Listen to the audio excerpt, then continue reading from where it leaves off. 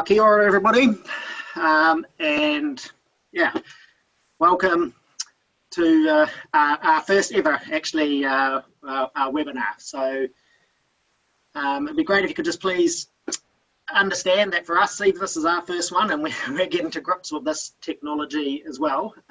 So we've had a few practice runs, so hopefully we've ironed out the glitches, and we'll do it as well as we can.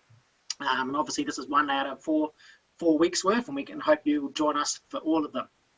First off, I'd really be keen to introduce everyone. I'm Mike Bell, and then we have Dan Bergen, whose name is probably coming up as NZ Bird Atlas on your screen. So Dan. Hi everyone. Yep, and then Patrick Crow. Hi. Yep, and Samantha Ray. So. Hi. That's us at the Atlas team. So I hope you're all safe and well in your lockdown bubbles. We seem to be, and have been doing this from home. This session is being recorded, so you don't have to take notes or anything like that. You will be able to watch it again and then actually share that video with anyone else you think that might be wanting to do it. And as Dan said earlier, we will be stopping at regular times in this to check that people's done, and that's great when you'll be able to fire us some questions by typing and things like that, and we'll look at doing them. And there's also a poll going to be running on this webinar to gauge how useful people are finding it and things like that.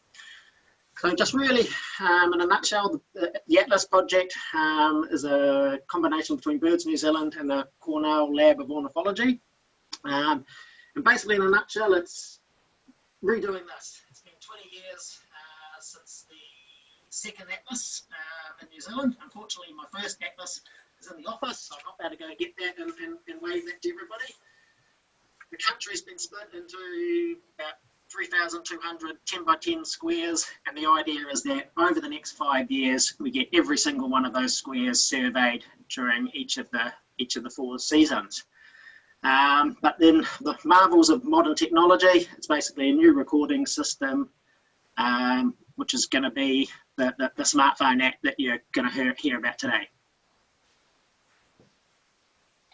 Yep, perfect. So I was just making sure, we're just having a look at the Q&A and just making everyone sure everyone can see Mike. So it should flip to me now because I'm speaking, hopefully.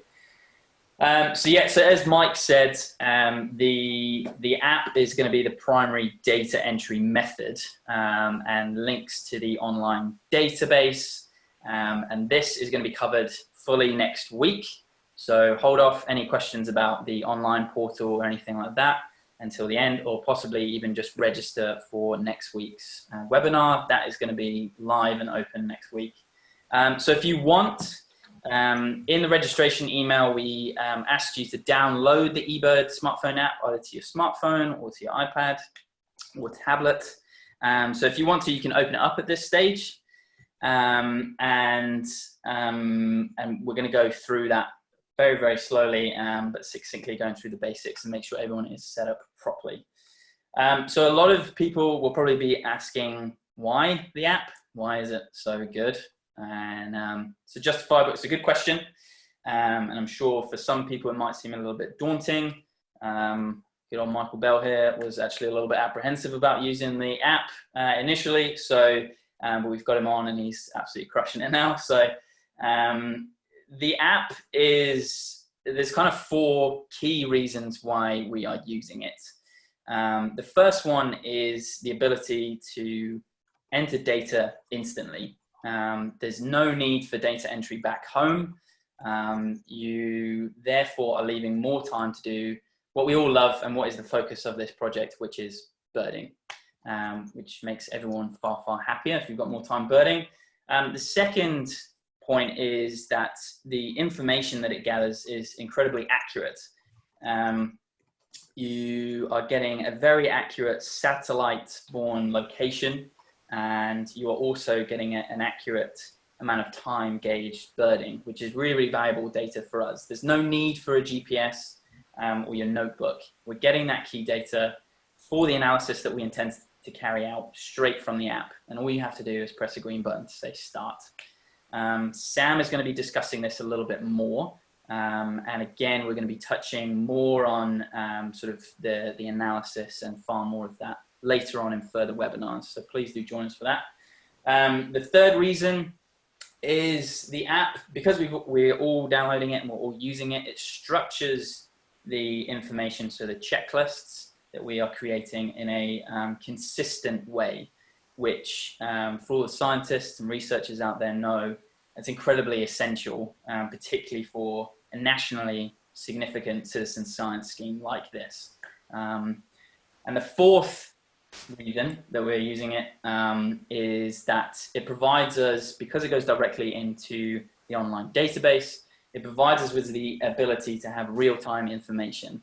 So say myself, Mike, Pat, and Sam all go out today in our back gardens, all put information in. Within an hour, we will all be able to see that information, and the wider Atlas community can see that information. Again, we're going to be touching all of that later on in webinars, but those are the kind of the four key reasons. It's instant, it's accurate, it's consistent, and it goes directly up in real time. So Pat is going to be going through this, showing this all on his iPhone. He's going to be sharing that screen with you, so you should be able to see that. And for those of you who have an Android device, it's nearly identical. There's slight visual differences, which we've kind of gone through and made sure that we are making everyone aware of. So hopefully it should be absolutely consistent with the app that you've downloaded, so long as you've just downloaded it or you've at least updated it. So I'm going to share my screen, and we're just going to quickly set up the app. So as I said, if you can open up your smartphone or your tablet and open up eBird now, I am going to share my screen, and I'm actually going to share my phone. So you should be able to see my phone. Hopefully that should come through clearly for everyone.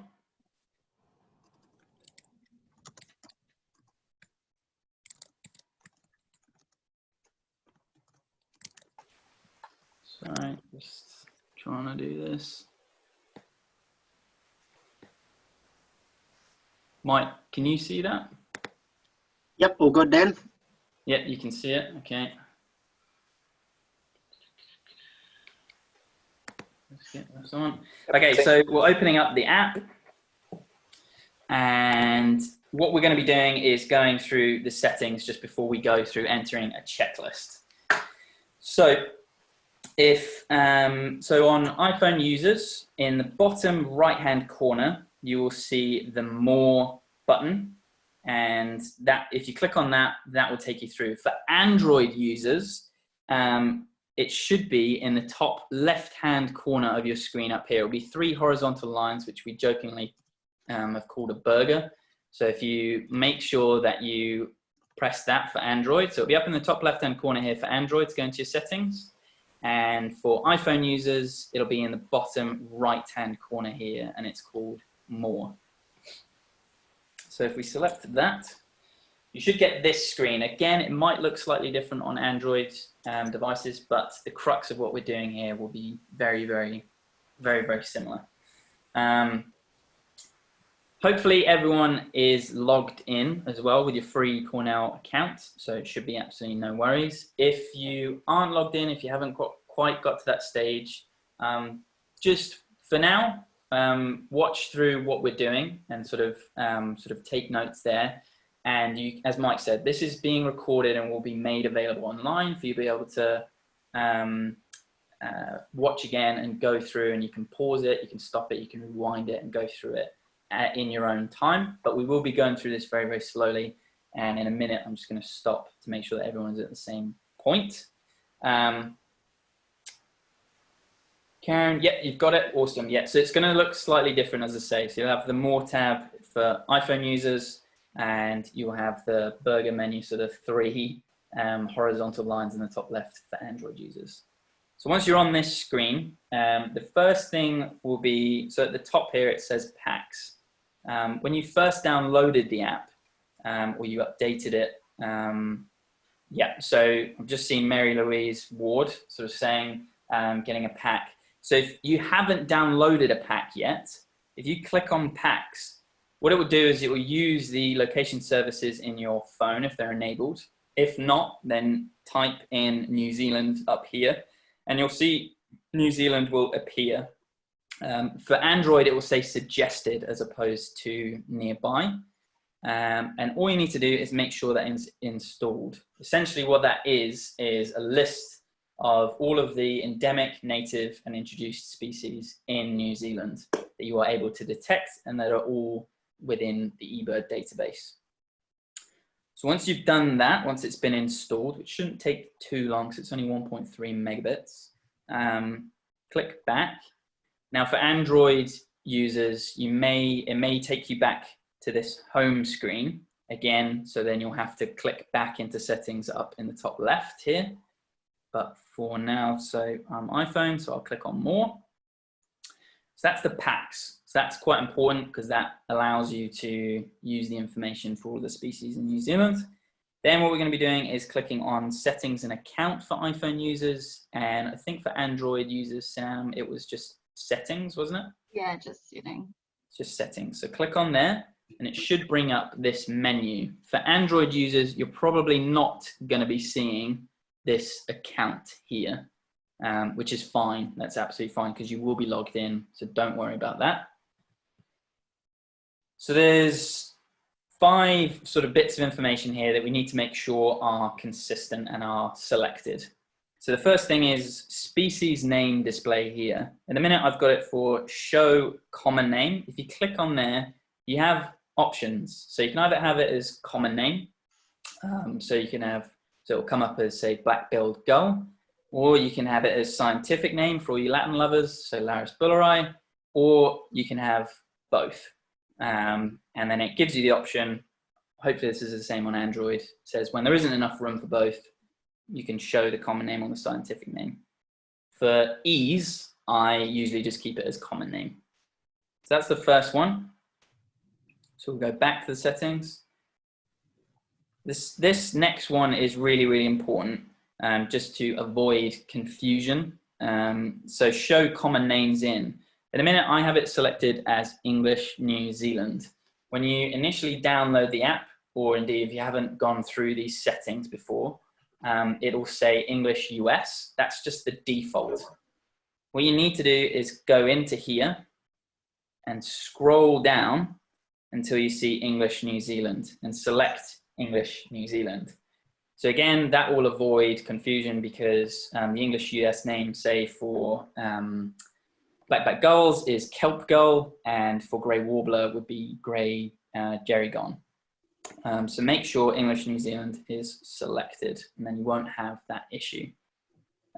Subspecies, you can show subspecies for data entry if you'd like, but there's no, you can or you don't really need to if you don't want to. And then you can also see it says show distance in, and you can either use miles or you can use kilometers. Because oh, Greg, have trouble logging in. Okay, yep, no worries, Greg. If you just hang on until the end, and we can try and get you logged in and get it all sorted up. So yeah, so showing distance in the distance units, you can either have miles or kilometers. Because the atlas is split into 10 by 10 kilometer grid squares, for ease and for consistency, we would keep it as kilometers. So make sure kilometers is selected. Now, the final key piece of information here, and it is probably the most important, if you've nodded off already, I apologize, but wake up for this one, because the portal, this is really, really important. So we've been kind of trying to explain this in a Russian doll situation. If you've just downloaded the app or you haven't sort of changed this, then it will just say, if you click in here, it'll say eBird. It'll just have your primary eBird portal. The way that we've been explaining this is that the portals are kind of like Russian dolls. So the global eBird portal is like the largest of the Russian dolls. If you pop that off, inside are all of these regional ones and national ones. So you've got Brazil, Canada, India, Malaysia, all of the sort of country ones. And if you scroll down, you'll see there is also a New Zealand eBird there as well, just below the Bird Atlas one. So you have the New Zealand eBird one, but if you popped that Russian doll off even more, and inside of that is the New Zealand Bird Atlas portal, the smallest of those, and we need you to select that one. Essentially, that's a sort of breadbasket for all of your data to be collected in. All Atlas submissions will be going into that portal. The reason that that is important is, as I was saying, is it's really important that we are able to see in live time the Atlas effort that's going in. If you submit to the New Zealand eBird or to the global eBird portal, so those larger Russian dolls, we won't be able to see it in the online portal.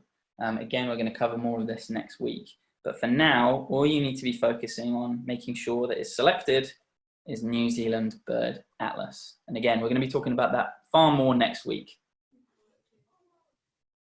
So once all of that is selected, your settings page should look identical or very similar to that. Once you've done that, just hit the done in the top left for iPhone users, and I think it might just be back for Android users. And it will either take you back to this page or it will take you straight back to this page. One final note is to make sure that you'll see it says record track here. It's just, you need to make sure that your location services are turned on your phone. That's in privacy settings. And again, I think afterwards we can sort of help people going through that and setting it up. Linley Brown, final settings page again. Yep, sure.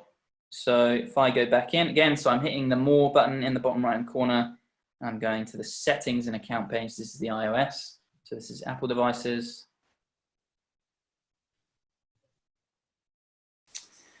David Price, changing portal to New Zealand Bird Atlas from eBird will still post my list. Yes, so sorry. So going back to that Russian doll situation. So right at the bottom, you've got the smallest one, which is the New Zealand Bird Atlas. When you input checklists into that smallest Russian doll, New Zealand Bird Atlas portal, it also is then visible in the New Zealand eBird portal and the global eBird portal. However, when you flip it around, checklists put into the global eBird portal and put into the New Zealand eBird portal are not going to be visible inside the Atlas portal. That's why it's so important that you're submitting to the Atlas portal to sort of collect that in a breadbasket. Hopefully that makes sense. Linley, so it's actually selected in kilometers. So I've selected kilometers there. Hopefully you can see that. That's just, I think that's just the aesthetic of Apple. It just obviously isn't showing clearly that it's in kilometers, but it is. I'm not lying. It is in kilometers. So hopefully that's okay. Karen, yes, we are. So we are still able to access all of that eBird portal data. Again, if you are thinking, oh my God, like I've been submitting checklists and they haven't been going to the Atlas portal, don't panic, don't delete those. We're going to be going through that again next week, how to change portals on checklists. We can do all of that. We can cover all of that. No worries at all. But from now, sort of putting the marker in the sand, you're using the Atlas portal for your checklists. Okay, so we're going to stop now. And if you have any questions, if you have any issues, then please do. You're doing great, guys, in terms of sending through your questions. Please send them through now. We want everyone to be at this point with those settings set. Before then, I hand over to Pat, and he's going to go through entering a checklist. Sam, I think. No, you jumped ahead. Sam's Yeah. going to explain the checklist. Sorry, yeah. Sam is going to be explaining what a checklist is, because I'm sure quite a few people are probably wondering what a checklist is.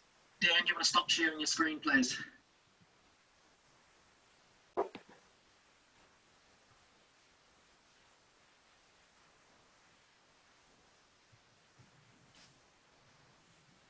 Is that working?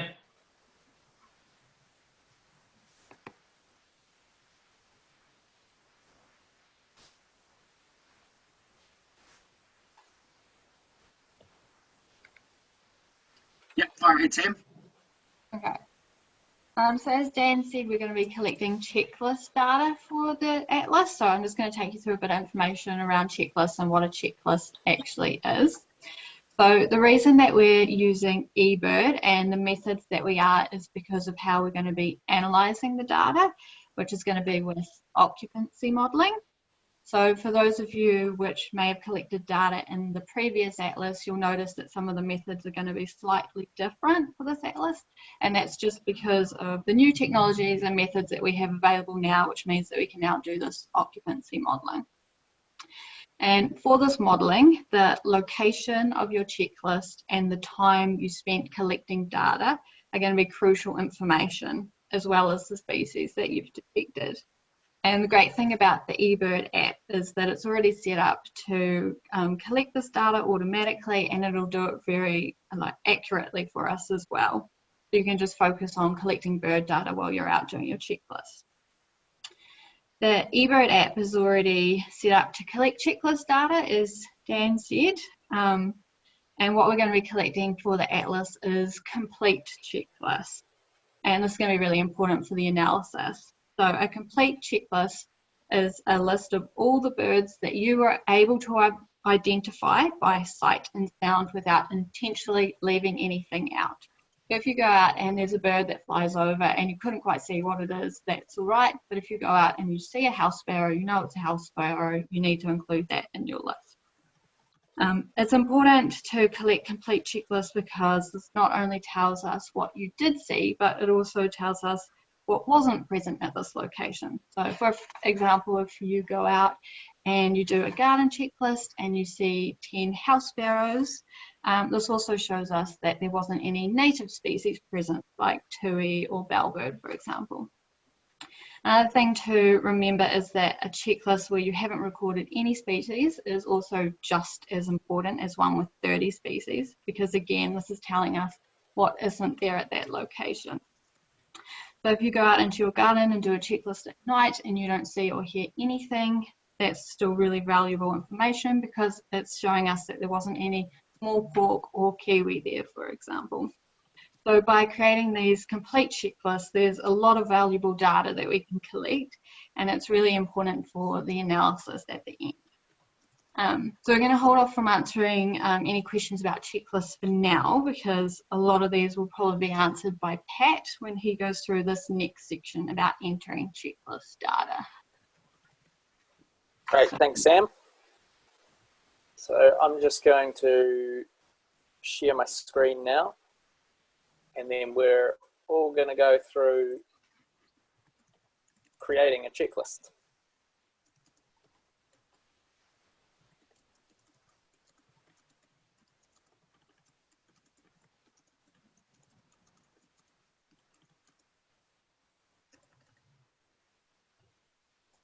So there, hopefully everyone can now see my phone, and we'll just make sure everyone's back on this screen here. So this is sort of the home screen of the eBird app, and then we're going to run through doing a checklist. So I'll just give everyone a second to get to that screen. What we're going to do is create just a hypothetical checklist here as if we were, well, I'm going to pretend that I'm in my backyard and doing a checklist. So Dan, can you see my cursor? Yes, I can. Yeah, it looks good, but yeah, cool. So if we can get everyone to click the Start Checklist button, the big green one,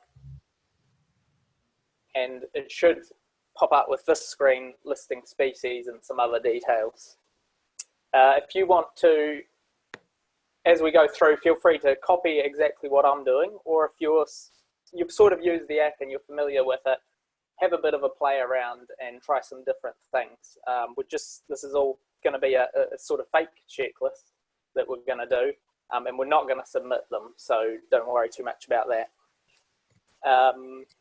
So when you get to this page, the species here are all sort of grouped by taxa. So you'll see up here, it starts off, you've got the geese and swans and ducks, and then down to passerines down below.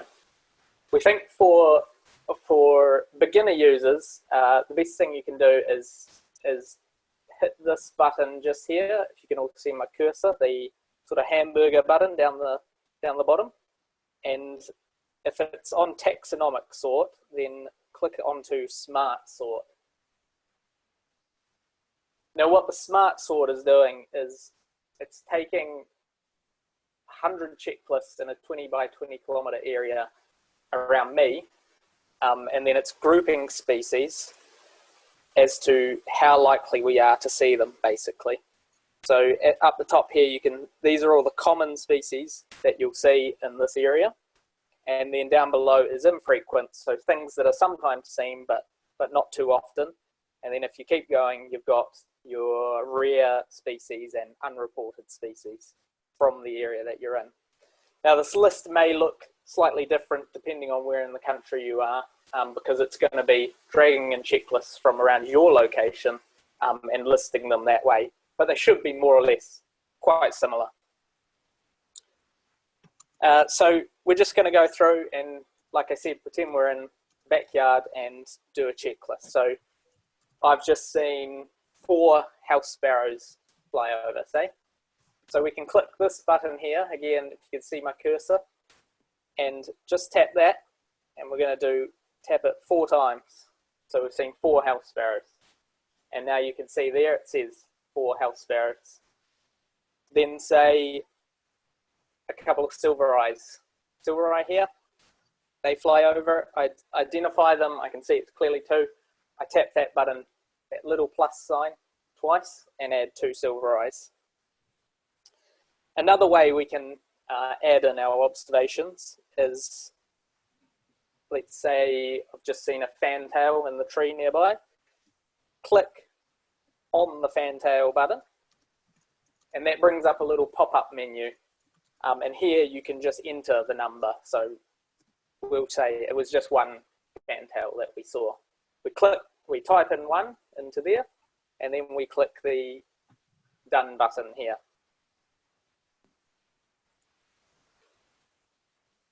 I hope everyone's sort of keeping up. I'm going to try keep sort of repeating these steps as we go through. Try to follow along, or again, like I said, just sort of work on it yourself. But in our hypothetical checklist, we're going to now say we just saw a harrier fly over nearby. So I'm going to click on harrier here, the species name, and it's going to bring up that pop-up menu. Where I live, I don't usually get harriers flying straight over, but I live quite close to a river that does have harriers. So I'm just going to click down here in the comments section, and I'm just going to type in seen flying over nearby Taylor River. So the comment section is there for you to use to add in notes that you think may add value to your observations. So it might be something like that, flying over, or it may be that you only heard the bird, you didn't see it. You don't have to put comments for these ones, but if you feel it will add value to your checklist, then please feel free to add comments. Once we're done with the comments, again, we just hit the done button. And so now we've got on our list 1 harrier, and it's got this little thing next to it, which just says we've made a comment about it.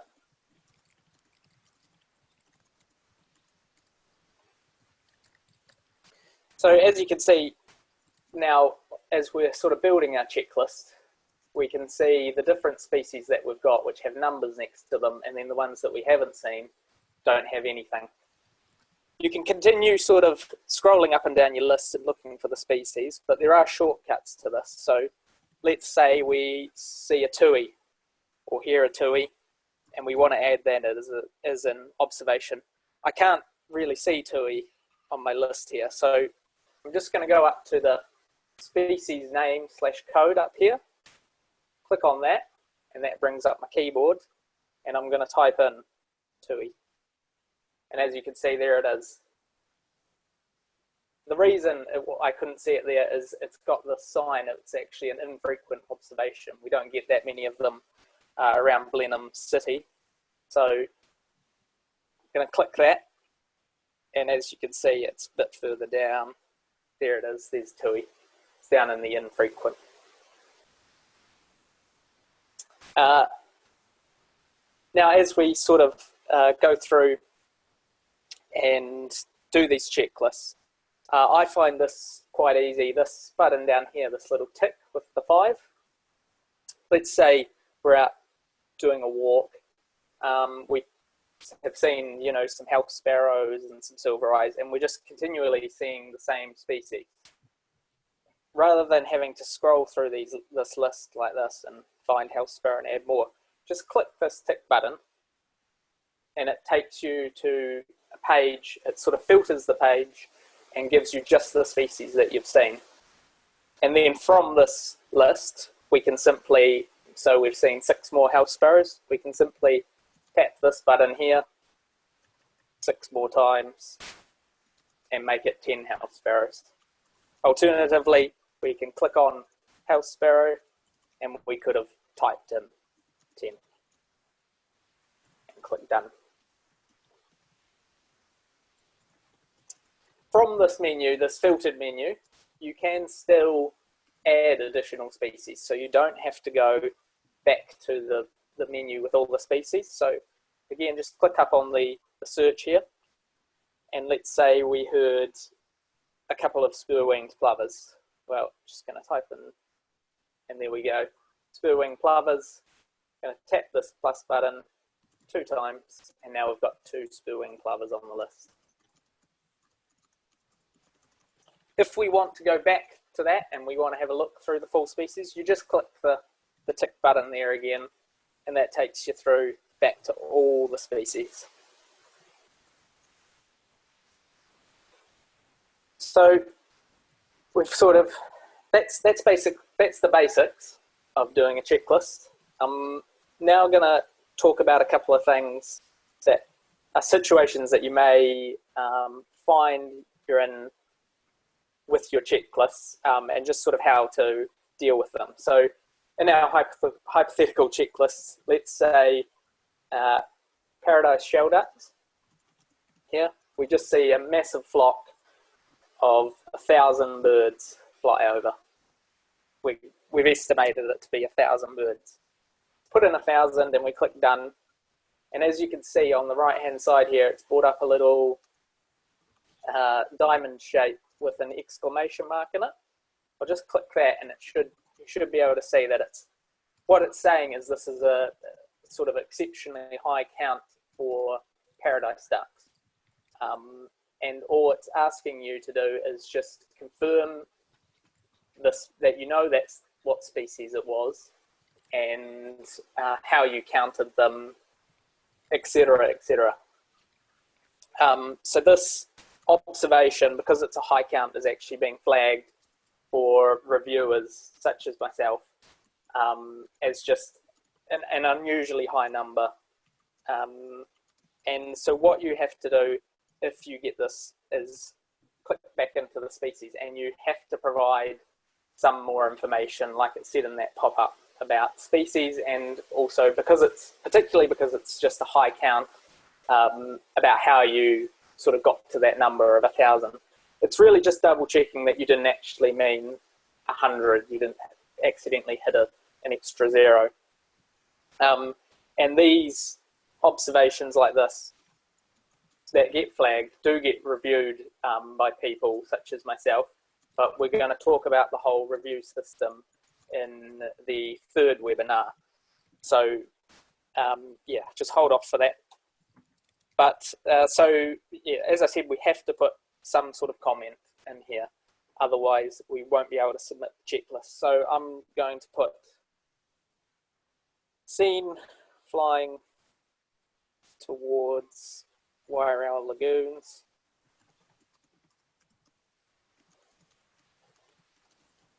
White heads of females and black heads males clearly seen.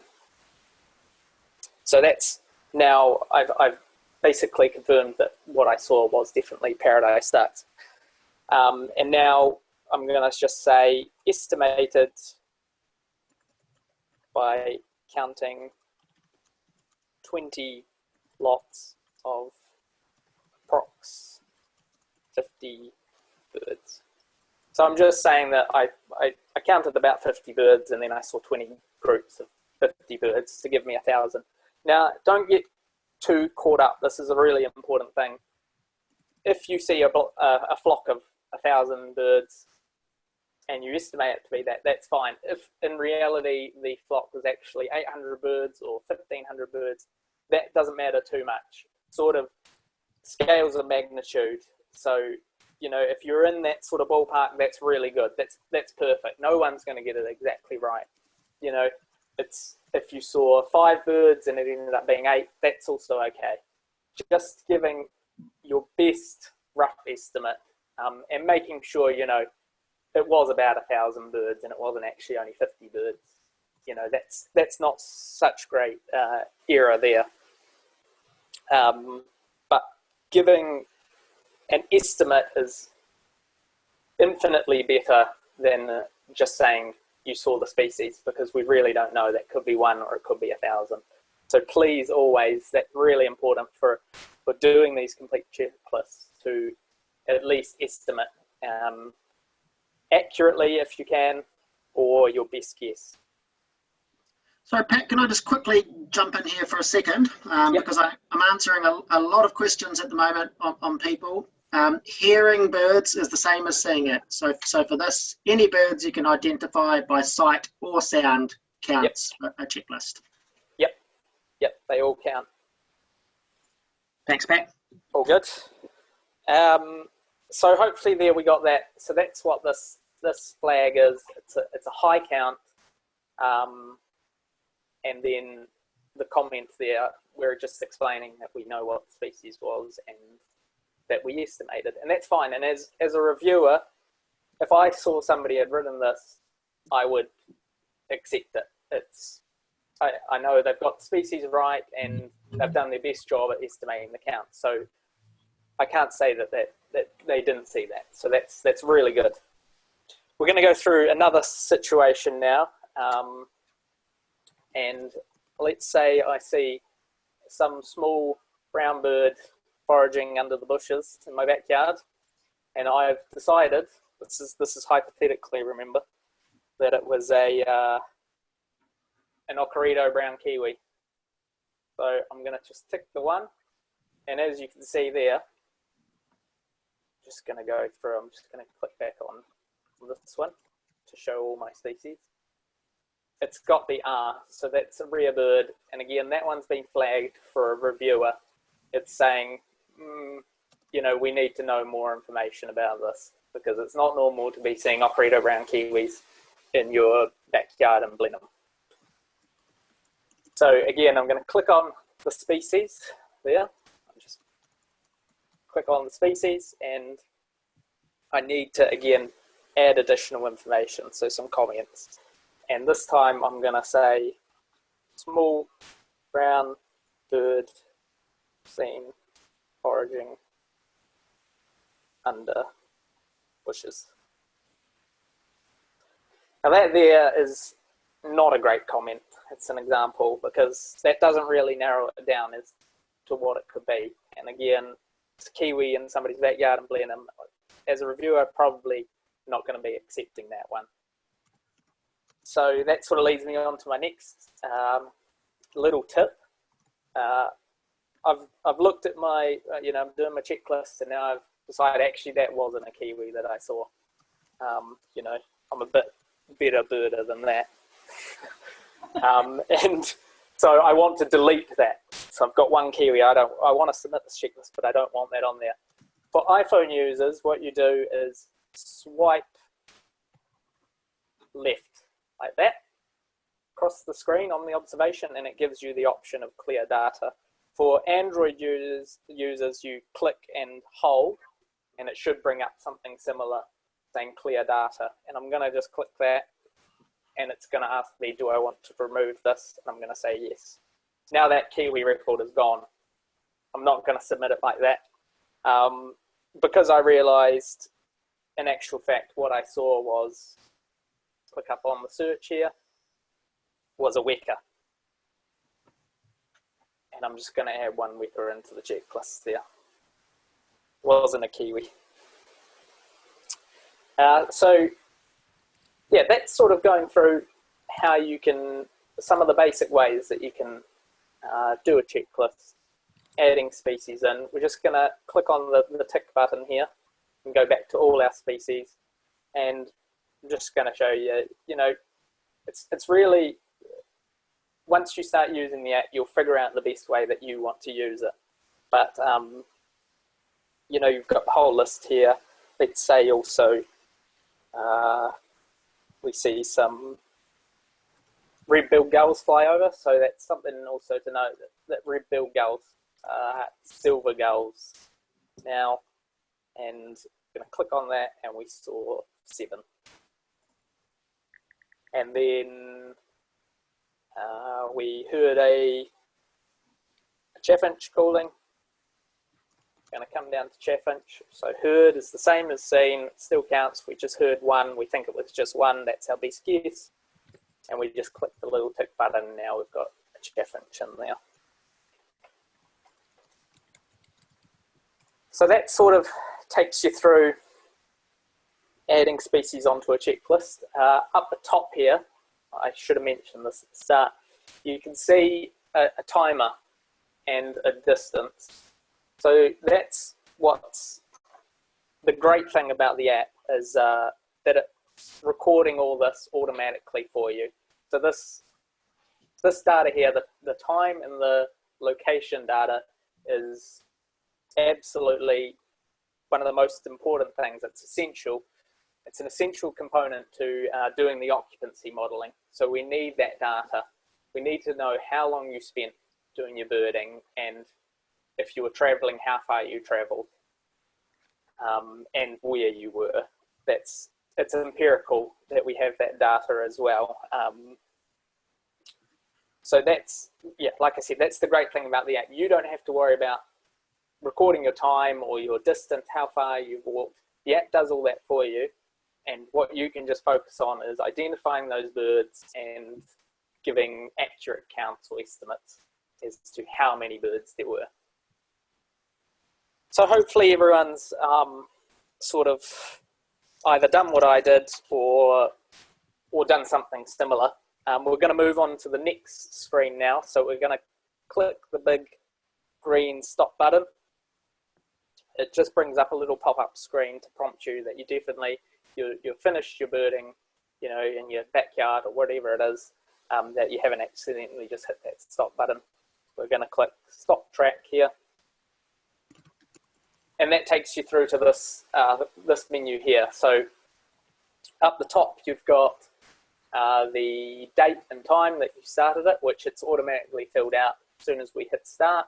It recorded that.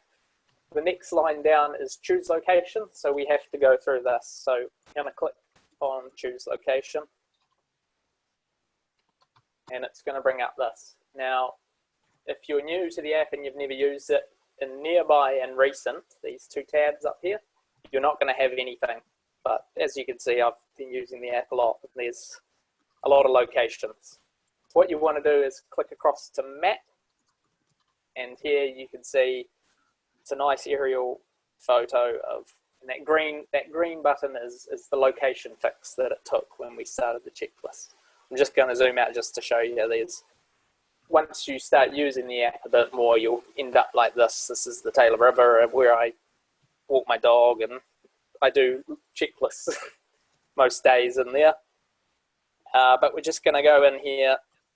That's where we are. That little blue line you can see there, that's just the track that it's recorded. I haven't moved while I've done this checklist, but because we're inside, there's a little bit of GPS error. Down here, it's just generated an automatic place name. So that should be different for you. It should say your current location or thereabouts, depending on the accuracy of your signal. For locations for the atlas, what we're asking is that you try use the best description that you can, and using something that not only helps us identify where it was in case we have to review it, but also something for you to help identify when you want to do a checklist in the same location. So I'm just going to change this by clicking on the name, and I click this little cross here to clear it. And I'm just going to say backyard cat house Blenheim. And now when I go to do that checklist again in my backyard, one of those locations is already there. I can just select that. That also tells anyone reviewing it that it was just in your backyard. If you want, greater privacy or you have issues surrounding that, then feel free to not use your name. Either just use the location that it automatically generated, or just call it, so my street is Brookfield Place. Just call it Brookfield Place, Blenheim. Something like that's fine. So then after we've done that, we've put in our location name. We've either put in our own or we've just used the default one that eBird's generated for us. We click the use this location. And now you can see up here, it's got Brookfield Place, Blenheim. The next bit down, this tells us that, so the app automatically selects. Just click this little thing here. There's a few different types of checklists that you can do. Really for the atlas, what we want is either traveling or stationary. And obviously there's some information if you click this little information button, but a traveling one is, say you're walking around the block, going for your daily bit of exercise and you want to do a checklist. That's a traveling one. A stationary one is you're in your backyard, sitting on the table, sitting on the chair, sitting on the table for some reason, and just doing a backyard bird count. So the app is smart and it recognizes, even though when we looked at that map, there was a little bit of a track. It knew that we were stationary. If I go to traveling, see it puts up here that we went 0.01 kilometers. But we're going to go back, and like the app had already chosen stationary. If you walked for 1 kilometer, it would automatically pick traveling, and that's exactly what we want.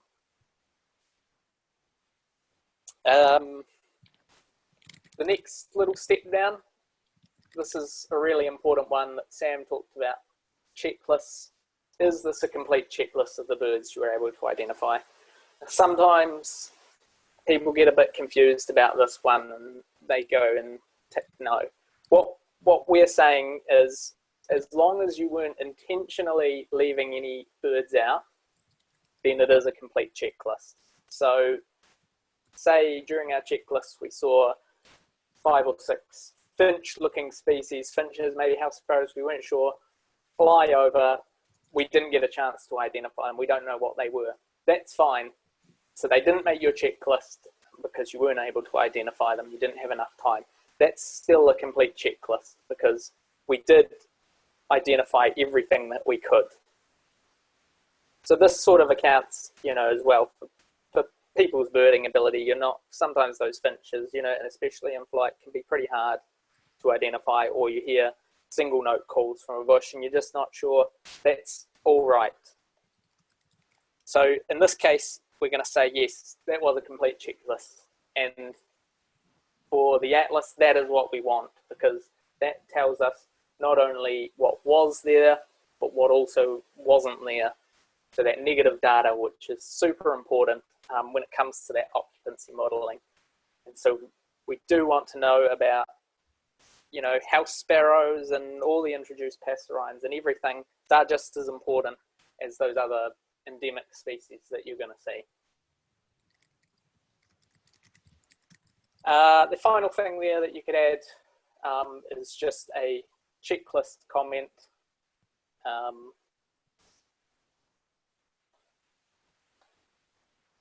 can't remember, what did you say, Mike? It would be a good checklist comment. So for example, in your backyard, a good checklist comment here would be something like that you're feeding the birds in your backyard. So that might explain why somebody has 40 tuies because it's a sugar water feeder, or 60 sparrows because my wife throws the bread out every day. Yep. So that checklist comments there is, again, it's not compulsory, but if it's something that you think might add value to the checklist, a bit more information, then feel free to use it to put in there. Or if it was extremely windy or something and you didn't get many species, maybe put in there that it was very windy. But that's not compulsory. You don't have to put anything in there if you choose not to. And so the final step is just reviewing and making sure, yes, those are the species that we saw and heard, observed, and that those counts are basically our best estimates or best counts. So I'm reviewing that, and I actually decided that no, it wasn't a weka in the bush. It wasn't a kiwi, it wasn't a weka. It was my son dressed up in a costume hiding under the bush, and I want to now get rid of that. So like I said earlier, it's for iPhone users, it's swipe to the left and we just clear that away. Now we don't have that weka observation. For Android, it's click and hold and then hit that clear data or delete.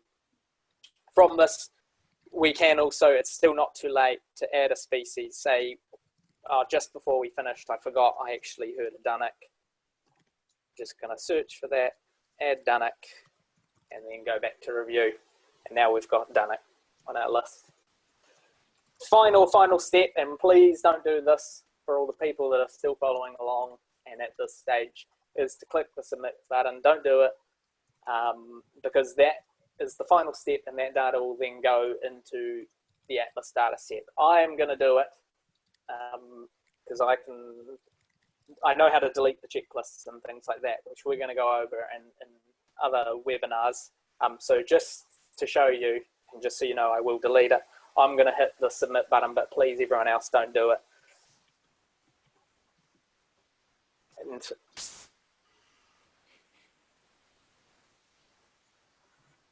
submit and then done. And that checklist is now in the Atlas data set. It's been submitted.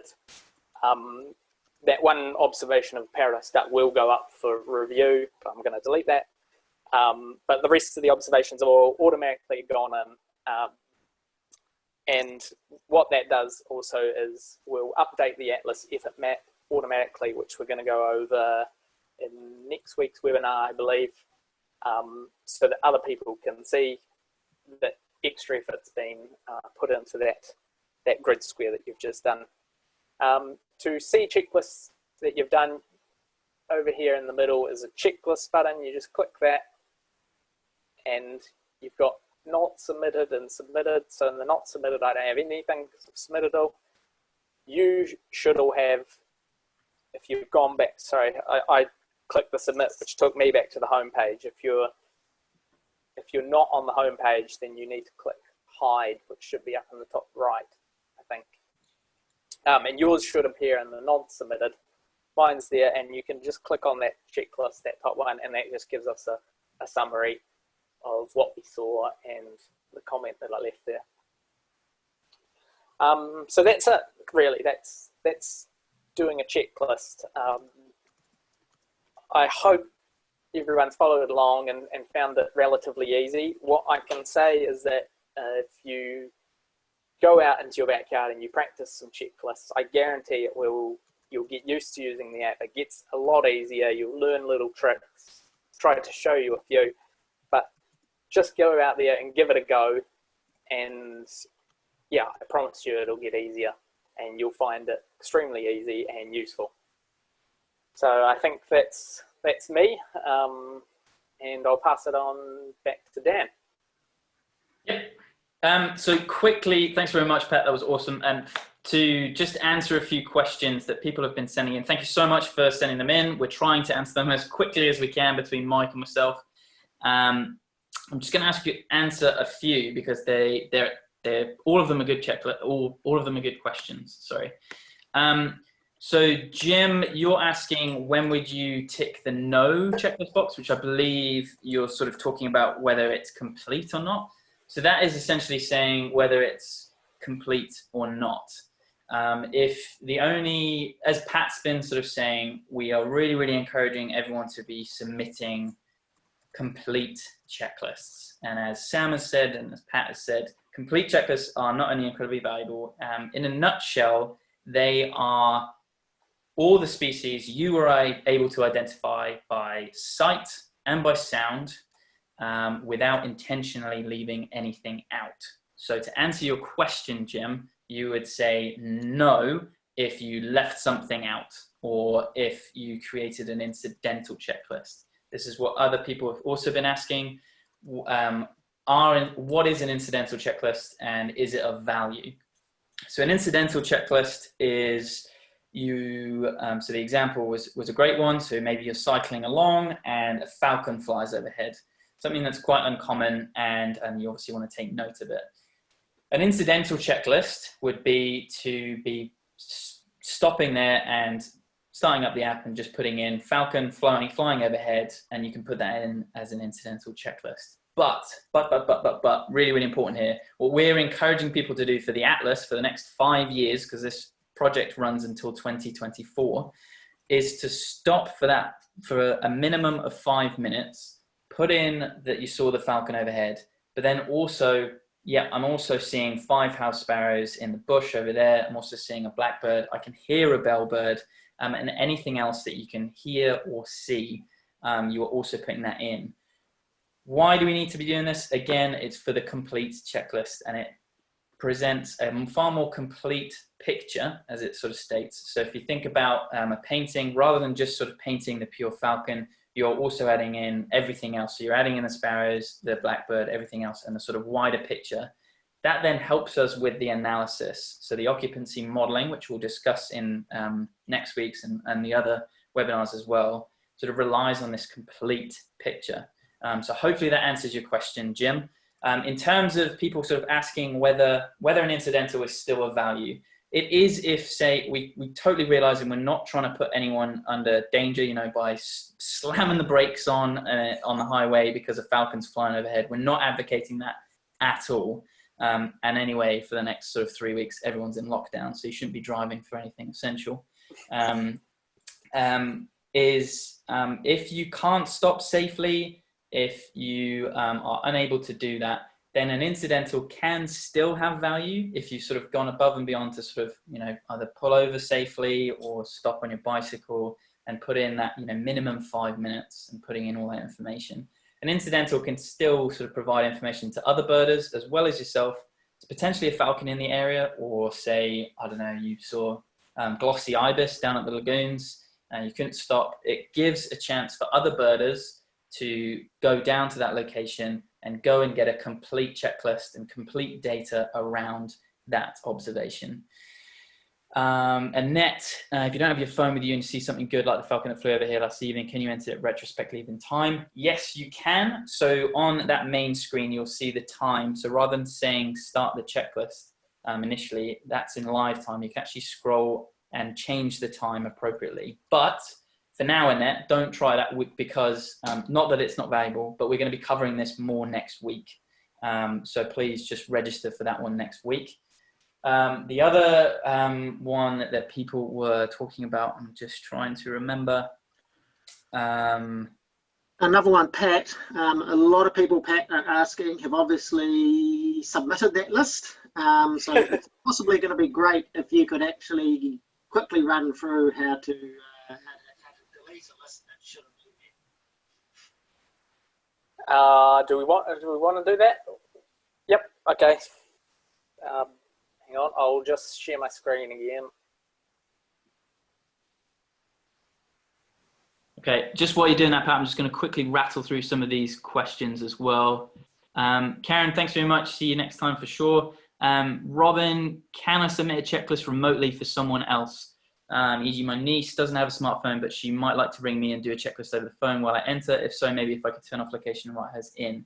What I would do is actually get your niece to write that down on a piece of paper. And again, the location and the time that that she spent birding, I would do that. And that would be far more accurate. Again, we can cover that next week, sort of entering stuff online. Another question that was a good question was, can you do it? I think it was Stuart Nicholson and others. Can you submit checklists where you don't have signal? And this is a great question, and you can. So offline checklists are available all you have to do is click the start checklist, and what it will do is use the GPS in your phone to get a location, an accurate location. What you can do as well is load on other apps like Guru Maps. We're going to be covering that next week as well, and that will also help get a signal. It'll get that signal, and then what you do is you just do your checklist as you normally would. And then once you finish your checklist, once you're back in service or you've got Wi-Fi, you can then go back in, check the location was as accurate, and it's pretty good usually. Make sure that that location is correct, and then you submit it once you're back in signal. Another thing to note as well is the app uses very little mobile data, so anyone on limited amounts of data, it really does, even doing checklists, loads of checklists, it uses very little because it's actually just using GPS satellites, which doesn't use your data. Yep. So, Quickly, Patrick, there's another question. So my backyard is within 20 meters of an estuary. Do I include both habitats? Yes, you do. So everything that you can see in here, as far as you can hear and as far as you can see. Yep. Don't be too worried about the habitat thing, which we've mentioned in the Atlas Handbook. For those of you who have read it, yeah, just everything you can see or hear that you can identify, put it in your checklist.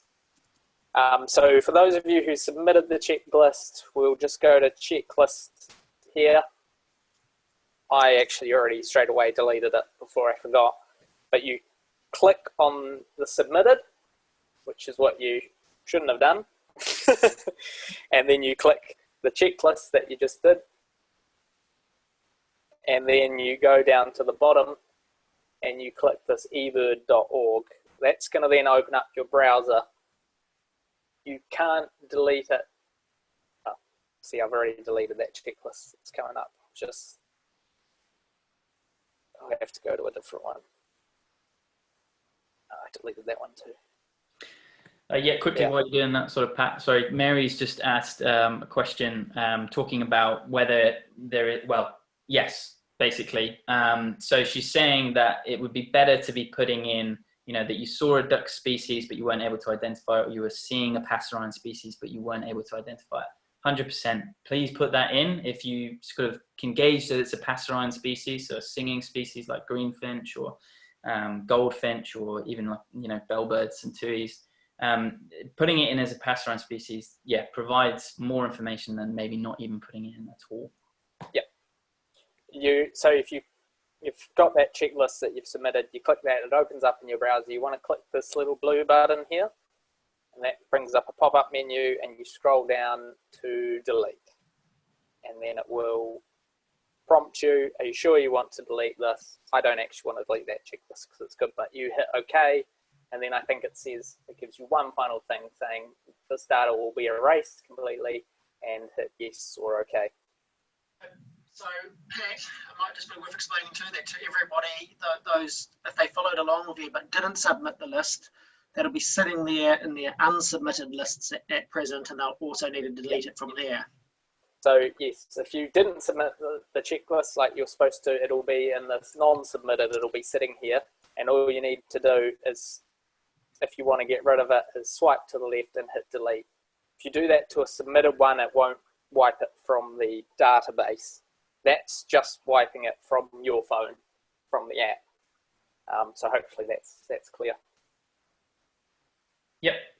Another question is to do with the location. Again, Mary Thompson, good question. If the green bubble, which is the fix that it's got, if that location isn't as accurate as you want it to be, you can simply press and hold where you want that marker to be. And it will change that, and then you have a more accurate location fix. Okay, so we're just going to go over some final notes, and then we're going to continue with this question time and answer as many questions as we can. We realize that this has probably gone on for far longer than many of you envisaged, so we'll try and keep this as quick as possible. But yeah, just the final notes from me is just to remember those golden rules that we've been encouraging. So make sure that your checklists are no less than 5 minutes long. And as Mike said, if you know that you're going to be out for 8 hours, then splitting them up into sort of 8 1-hour checklists is far better, because then you sort of get a temporal trend, and you can kind of see that a bit better. And the second rule is sort of give those accurate abundances, like Pat was talking about, you know, counting as accurately as you can. But if you see a flock moving overhead, or if you're seeing, you know, a large number of duck species out on a pond or a lake, give the most accurate best estimate that you can. So Pat gave a great example, you know, he's counting it in sort of roughly 50s, got roughly sort of 20 50s of paradise shell ducks going overhead. You know, sort of giving that best estimate. Even if it's things like sparrows as well, you're sort of estimating, yeah, there's around about 35 sparrows in that tree, or there are 1,500 gulls in this colony. It's giving that more accurate, you know, even if there were, I don't know, 1,328 gulls, or there were 32 or 41 house sparrows, exactly, if we were to go into the tree and count each one, then it's better to give that more accurate and best estimate if you're unable to count each one by one. Obviously, what you need to be bearing in mind is again, making it as accurate as you can. If you sort of put, yeah, no, I reckon there's about 150 house sparrows, but actually there is only around about 35, then you're sort of swinging it way to the further extreme. Likewise, if you sort of put, there's only like 30 gulls in a colony when there's 1,500, then you need to sort of revise your estimate a bit. But obviously those are very sort of large extremes. But sort of creating that best estimate is really, really good. The third sort of rule of thumb is complete checklists. We've all sort of mentioned this now, and I've just talked about it as well, talking about incidentals. Complete checklists are the gold standard, and what we're encouraging everyone to be doing every single time that they're creating a list for the atlas. It's, again, just for anyone who hasn't sort of quite got their head around it, it is identifying everything that you are able to by sight and by sound without intentionally leaving anything out. Things like house sparrows, feral pigeons, we need that information, so don't leave those out. Additionally, people might be sort of thinking, well, you know, she is such, you know, much better birder than I am, or, you know, I mean, me going out with Mike Bell's an absolute, you know, absolutely crushes it, knows the species. How does eBird sort of gauge, how does eBird sort of gauge and sort of deal with that wide variety of identification abilities? It does very, very well using the negative data and using the sort of collective effort from everyone. So don't worry about sort of everyone else, just focus on your birding, use the resources that are there. So the field guide is by Helen Robertson, is really, really good. New Zealand Birds Online is a fantastic resource. And we are, as mentioned in the comments, we are working with the Cornell Lab of Ornithology and the Merlin ID team to create a New Zealand pack that will help with identification straight in through the app. You may have seen the Merlin ID app logo. The final one for sort of the golden rules as well is the traveling. So if you are walking around your block during your bubble, keep it within roughly 1 kilometer sections. Again, that's just to increase the resolution of your data over time and space. And it's also to reduce the risk of you moving between major habitats. So say from an urban area into lagoons, or from bush onto beach. And it's to also reduce the risk of crossing over those grid square boundaries. So to summarize those golden rules, no less than 5 minutes, roughly no more than an hour, no more than 1 kilometer if you can, if you're traveling, give your accurate abundances, and also create complete checklists. Those are sort of the 4 key ones that we are encouraging everyone to do. So please do try that. And once you sort of get your head around it, it's actually pretty straightforward. So we are just going to answer questions now, and we'll stay online as long as people are sort of in and around. Cheers, thanks, Dan. So first off, just one thing I would like to say is we are planning on doing these sessions every Friday, and very kindly someone's pointed out to me that next Friday is Good Friday, but we are intending to do next Friday session on Friday still. I think with the lockdown, we'll probably all still be here. So yeah, just 1 p.m. each Friday for the next 4 weeks. Yeah, so we'd love you to join. And just looking at Sue Courtney's question, where are the New Zealand Atlas grid squares for reference? We'll be covering this far more next week, but if you wanted to have a look at it now, it would be to log on to the New Zealand Bird Atlas eBird portal online. If you want links for that, you can go to the website online or go to our Facebook page, or just email us if you're struggling to find it, and you can see it there. But we're going to be covering a lot of that next week. Yeah, so please do just keep on sending your questions. And like Mike said, thank you very, very much. And the registration for next week's webinar is open, and I'll be sharing that link on Facebook and sending it around to everyone who's subscribed to the email list as well. So please follow us or subscribe to that email list. And again, if you don't know how to access those or you haven't been put on that list, just email us at nzbirdatlas@wmil.co.nz. That's nzbirdatlas@wmil.co.nz. And we'll all be able to answer that email. Yep, and then like Dan said, we're happy to stay here basically for as long as people have got questions. So yeah, do feel free to I just type us in more. saw somebody asked if they can upload photos, if they had a high count or something like that. Yes, you can. That's going to be covered again in Dan, I think, next week or the week after. Yeah, it'll be next week. We'll be covering that. Yeah, submitting media to your checklist to help, back up your observations, especially if they're rare or anything like that. But we also will encourage people to put up photos of any old things that they find in their backyard. They're all really good. And audio clips, yes. Yeah. Sean check. Yep. Yep, and I think it'd be great for everyone now, before next week's one, to do as many checklists as you can from your garden, or you're exercising around the block, to have a bit of a play with it over the next week, and then you'll probably come back with lots more questions next week that we can keep answering then. Yep, awesome. Susan, in sort of answer to your question, any issues or benefits with using both eBird and iNaturalist for the same observation, e.g. confounding data by doubling up? What we'd recommend for the next 5 years, as we say, this project's going to be running until June 2024, is for all of your bird observations, use eBird, and then you don't have issues with doubling up. But more importantly, eBird is wholly structured on bird observations, bird checklists, and bird occupancy models, whereas iNaturalist is a far more sort of general app.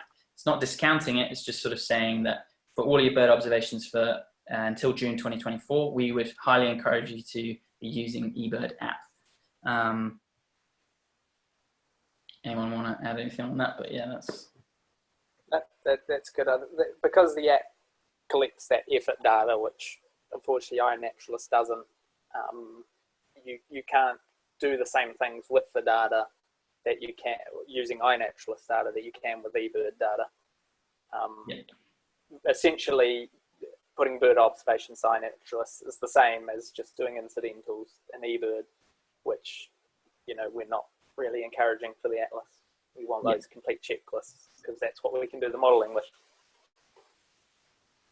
Adrian, we're really, really glad that you felt that it was good, and enjoy your walk after lunch. Stay within that bubble and wash your hands. So Jim, in answer to your question that you've posted there, for what we're really encouraging for the Atlas, and both Cornell encourage it based generally for eBirding, is that your checklist should be anywhere between 5 minutes at a minimum, and we're encouraging up to an hour. And then if you're doing a travelling checklist, so if you're going for a walk, that you split those into 1 kilometre sections. So for example, when I go for a tramp in the hills, every kilometre I just start a new checklist. I finish off that one and submit it, and then I start a new checklist. So for a 15k tramp into the hut, I'll have 15 checklists for that day. If I'm sitting at home in my garden with lots and lots of time, which I currently have, then I'll do a checklist for up to an hour but then I'd start a new one. So that just gives a much better spatial distribution of thingies, and also time-wise. So we can look at the data over time and see that we see more birds in the morning than we do at lunchtime, as we do in the evening. And then the other thing, of course, is nocturnal checklists are absolutely invaluable too. So a great time for when we're all locked down at the moment would be if we all went out and made an effort to do nocturnal checklists. We'd get a pretty good handle really quickly on how many towns and cities have moorhawks or little owls in them. And for any of you that are lucky enough to have weka and kiwi, which we don't, as Pat's said, those as well. So, nocturnal checklists are fantastic too. There was a question there about adding audio. That's the same as photos, all that media, audio, photos and videos. At this point, you can't do it directly through the app. You've got to go through the website, through a portal to do that. And we're going to cover that in later webinars. Yep. And Jean-Jacques or Jean-Jacques, I'm sorry if I'm pronouncing your name wrong. April Backyard Challenge is on for sure. Again, next week we're going to be covering yard lists and yard, I guess the challenge as well. We'll sort of be bringing that up for sure. So definitely get out there and get as many checklists as you can. If there's any questions that haven't been answered that we missed somewhere along the way, then just type them in the chat there again now. Yeah, we can answer them. Thanks, Megan. I'm really glad that you appreciate it. And yeah, if there's anything else that you need, just sing out. That's what we're here for.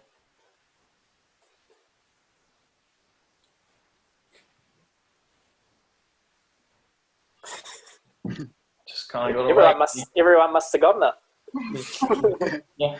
We'll look forward to the checklist pouring in over the next 24 hours. Sue, you're going to follow up? So Dan, you might need to help me with this one, because I put Sue off earlier in answering a question for her, and it seemed that her list, she's downloaded the NZ bird pack. Yep. But has still got kelp gull coming up. And things like that in a list rather than the New Zealand ones, and I just couldn't think why that would be off the top of my head. So what I would recommend is maybe just closing down the app and then opening it, so fully closing it down. So if you've got an Apple, is double clicking the home button and swiping up. If you're on Android, I think you can, what is it, Sam? How do you? I've just got a home button down the bottom middle of my screen, but you might have a button as well. Yeah, and then you can just close down the app from there, right? Yeah. Could it be also that your settings, you have not ticked New Zealand English? Yeah, so possibly sort of close it down and then load it back up again. It might just need a little bit. But Sue, if you go back into your settings again. I can share my screen if that would help. Yeah, I was just about to suggest that. She's got New Zealand English. I was wondering if it's a taxonomic update that, whether it's an older version of the app. Yeah, that's a good shout. So Sue, have you updated your app? I think she's good now. Oh, she downloaded it today. Oh no, she hasn't. No, sorry. So you go down to more, or on Android you'd click the little hamburger button up the top left, and then click on settings, or again similar, and this show common names in. You want to make sure that's English New Zealand and not English anything else. English New Zealand. Click to go back and click done. Or if it's Android, it should be something very similar, and that you shouldn't have kelp gull now. You should have South blackback gull. Should be. If you're still having the problem, then yeah, like Dan said, quit the app, make sure it's updated, and then open it back up, and should solve your problem. So we could invite you. I think Dan can invite you on to talk to us if you want. If that'd be easier. Everyone else would be able to hear you, but potentially that could be something. We're down to only 23 people still here. Oh wow! Yep, people are dropping off. She's got Apple, and she's closed and restarted the app, and it's on New Zealand English. It's Jean Jack, is it possible to have the American app? I can't seem to send an image of it. Yeah, so you won't be able to send images to the chat. Oh, Sue's solved the problem. Awesome, Sue. Jean, I guess... No, it hasn't solved the problem. Oh, hasn't? Oh. Sorry, Sue.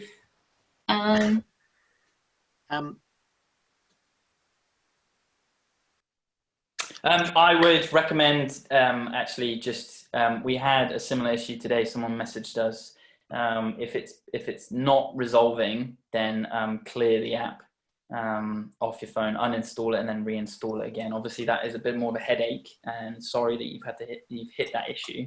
But I would try and reinstall it again, and then go through the steps that we've talked about. As Mike said, you know, this webinar is going to be available online, so you can go through it step by step as we did. If not, you can always just contact us.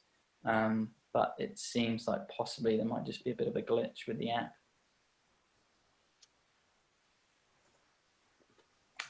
Jean or Jean have the American app. I can't seem to send an image of it. My app looks different.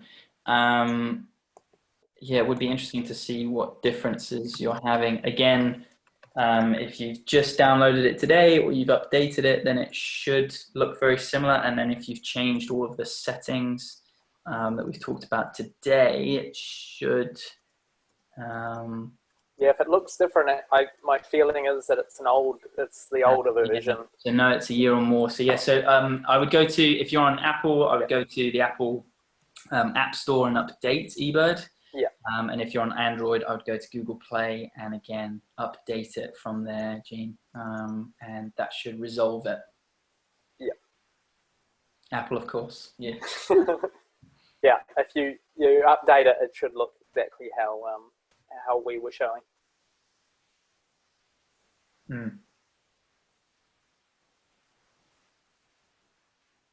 Jeffrey. If you're having problems, Dan, I've tried to answer some questions on this. Just you can't get the smart sort working. It just says that option is disabled. I thought on mine, on an Android, it just had a swipe tick across to say to enable that. Might be above my tech level, guys.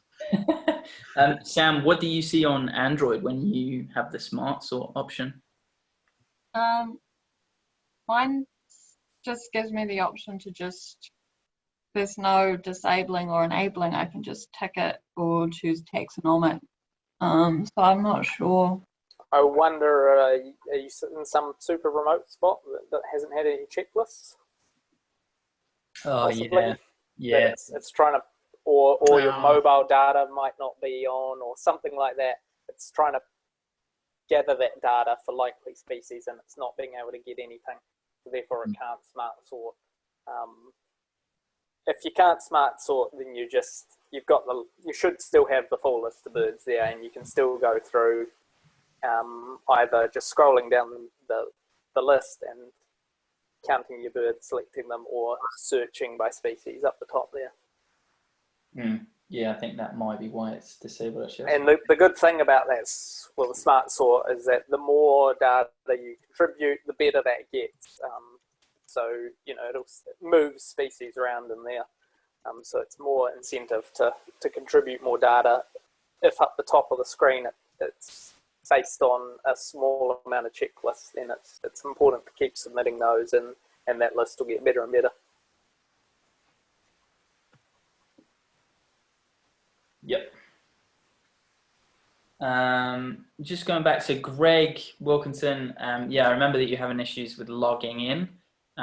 If you are having issues logging in, or it's not registering, or whatever, then just send us an email, but you should be able to follow it, and then go back and watch this again, and you should be able to just follow the steps, set up the settings, and then you can go through again with Pat in your own time, going through that checklist again, and hopefully that works, Greg. But if not, just sing out, and we'll be able to help you. Okay, well, I can quickly share my screen, Greg, if you want, and then we can just quickly go over the settings again. Yep. Adrian, they don't have to join New Zealand Birds or Birds New Zealand. No, you can. This is open for anyone. Greg, you're not holding up the group. That's what we're here for. So no worries, buddy. So let me just. People can keep firing through questions if you've got them, and we can answer them while Greg quickly goes through the settings. Share screen. Where's that?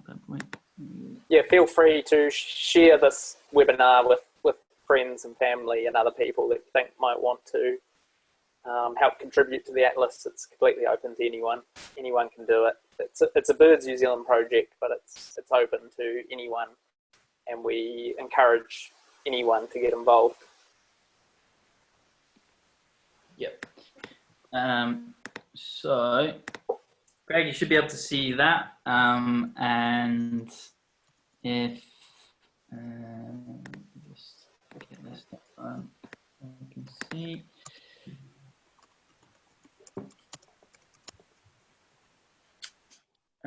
So, Greg, if you're on an Apple device, you should be able to click in the bottom right-hand corner. You'll see it says More.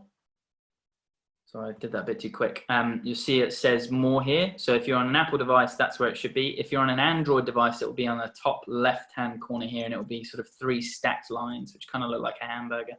If you click on that, then you'll get to your settings page. So we'll click on there. The first thing that we did was go through packs. So if you click on packs, it's got Apple, Dan. So just go with Apple. Sweet. Yep. Okay, awesome. So when you click on packs at the top, you should see New Zealand, and hopefully it'll say installed. If you haven't installed it, then now's a good time to install it. It's only about 1.3 megs, so it shouldn't take too long. So just let us know. But then if you go back, click More, and you'll come back here. Awesome, so that's installed. Perfect. So down here, you'll see settings and accounts. So if you click that, it should bring up this page for settings, and you'll have your account here, so you're signed in. So what we were saying is you can show here common name, scientific name, or both. Just depends what you want, whether you're a Latin lover or just want to have just plain old Joe, just common names. Go back, and then with the common names, you need to make sure that this is selected as English New Zealand. The default, so what it will probably say, is English United States, and what we're talking about is that will have, so for species like blackback gull and grey warbler, it will have kelp gull and grey jerry gull respectively. So make sure that you scroll down and select English New Zealand. Select that one and click back. Again, you can click here to show subspecies for data entry, but that's not pivotal if you're not too worried about that, don't worry. Clicking on kilometers here for your distance units, because the Atlas is split into over 3,000 10 by 10 kilometer grid squares, it kind of makes sense to keep it in kilometers. And also it helps with that golden rule of keeping your checklist below 1 kilometer or around sort of the 1 kilometer mark. And then this final one here is the really, really important one, which is what I was talking about with the Russian doll situation. If you click on here, what it will probably say if you've just downloaded it is it will say eBird, which is that largest of the Russian dolls. That's the global eBird database. So scroll down all the way to N, and you should see New Zealand Bird Atlas there. So select New Zealand Bird Atlas, click back on your settings, click back on Done in the top left-hand corner as well. And that will have updated everything. Because those settings haven't changed for mine, it doesn't do anything, but for yours, you might get the spinny wheel, and it might say updating and updating the taxa and all that kind of stuff. Fingers crossed that got you through to the finish line, Greg?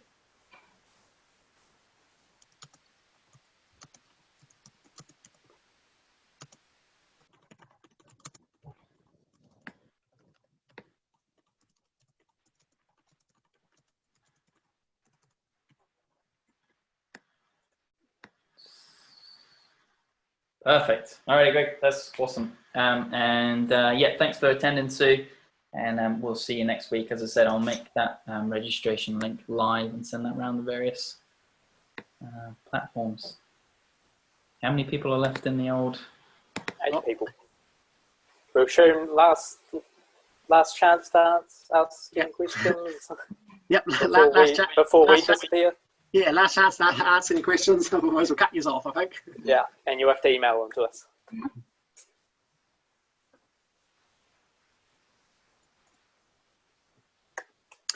Cool. Yeah, everyone's gone.